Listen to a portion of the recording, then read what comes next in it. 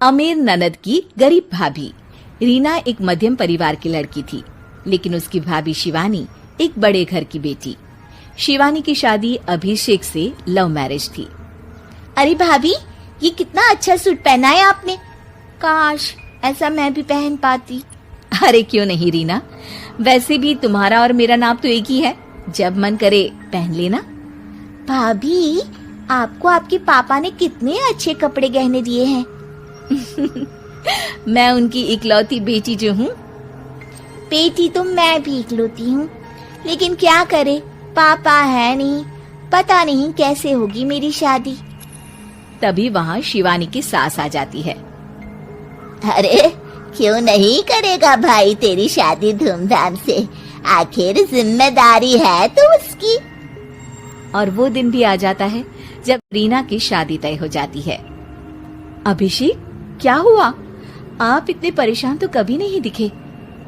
कोई बात है तो बताइए मुझे। अरे शिवानी, वैसे तो शादी का सारा इंतजाम हो गया है, लेकिन गहनों का रेट तो आसमान छू रहा है। कैसे क्या करूं, कुछ समझ में ही नहीं आ रहा। थोड़ी देर में शिवानी अपने पूरे गहने अभिषेक के सामने रख देती है। ये लीजिए, गहनों का इंतजाम भी हो गया। अरे नहीं नहीं शिवानी, मैं ये गहने किसी हालत में भी नहीं ले सकता। ये तुम्हारे पिता ने तुम्हें दिया था, और तुम हो कि। तभी वहाँ सास आ जाती है। अरे तो क्या हुआ, इसकी तो हो गई ना शादी, अब किसे दिखाने हैं इसने गहने। सास गहनों का डिब्बा शिवानी के हाथ से लेकर वहाँ से चली जाती है। रीना की शादी धूमधाम से होती है और अब वो बड़े घर की बहू बन जाती है। वहीं रीना की शादी के बाद शिवानी और अभिषेक उसकी शादी के कर्जों से डूब जाते हैं। मैं सोच रही हूँ नौकरी करनी शुरू कर दूं। वैसे भी पढ़ी लिखी हूँ, आपकी थोड़ी मदद भी हो जाएगी। वैसे शिवानी, कुछ दिन कर लो तो अच्छा ही होगा, क्योंकि जरूरत भी है। अब शिवानी भी नौकरी करने लगती है और घर खर्चे में अभिषेक का हाथ बटाती है।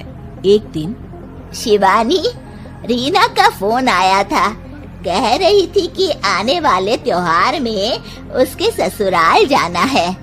ठीक है माँ। अरे ठीक तो है, लेकिन एक काम कर लेना, उसके सास ससुर से लेकर पूरे खानदान के कपड़े मिठाइयाँ सब ले आना, और हो सके तो रीना के लिए छोटे से कान में पहनने के बूंदे भी। और क्या है ना, शादी में उसे सारी बड़ी बड़ी कान की ज्वेलरी दी थी, घर में पहनने के लिए तो उसके पास कुछ भी नहीं है। शिवानी सोच में पड़ जाती है कि वो क्या करे, क्योंकि कर्जों और घर के खर्चों के बाद तो पैसे बचते ही नहीं थे। शिवानी फिर अपने पिता को फोन करती है और उनसे पैसे मांगती है। देखो शिवानी, मैंने तुम्हें शादी के वक्त ही मना किया था कि ऐसे घर में शादी करनी ही नहीं चाहिए। अरे अभिषेक को शर्म आनी चाहिए जो ससुराल से पैसे मंगवा रहा है। शिवानी को पिता की बात पर गुस्सा आ जाता है। आप मेरे पिताजी हैं और मैं परेशान थी, इसलिए आपसे मदद की उम्मीद की पापा। अभिषेक को तो पता भी नहीं है कि मैंने आपसे पैसे मांगे हैं। शिवानी सोचती है कि वो अभिषेक से बात करे, लेकिन फिर उसे लगता है कि वो टेंशन ले लेगा।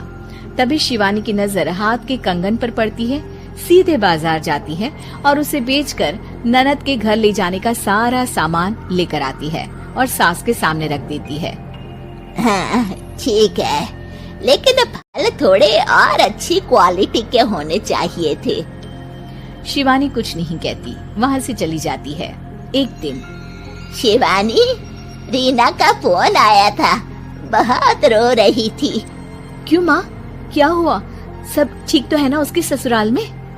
अरे तूने तो उसकी नाक ही कटवा दी। अब मैंने क्या कर दिया माँ? कह रही थी कि बड़े घर की बहू है भाभी, जो कपड़े दिए वो ब्रांडेड भी नहीं थे। तू तो जानती है ना उन लोगों का पहनावा कितना अच्छा है। तू तो मेरी बेटी का भला कभी सोचती नहीं। हाय भगवान, अरे बड़े घर की बहू है, इसी बात की जलन है ना तुझे, लेकिन याद रख मेरी बेटी का सोचने के लिए भगवान है। तुम लोग कभी उसका बुरा नहीं कर पाओगे। अब शिवानी के मन में सवाल था, कि क्या ईश्वर सिर्फ रीना के साथ है, उसके साथ नहीं। लेकिन उसे सुकून था कि वो अभिषेक के साथ उसकी जिम्मेदारियों को निभाने में बराबरी की हकदार है। शिवानी वहां से चली जाती है। वो सास से कुछ नहीं कहती, क्योंकि अमीर घर की बहू बनकर रीना को भले ही सुकून ना हो, लेकिन गरीब घर की बहू बनकर शिवानी खुश है, क्योंकि खुशी पैसों से नहीं परिस्थितियों पर निर्भर करती है।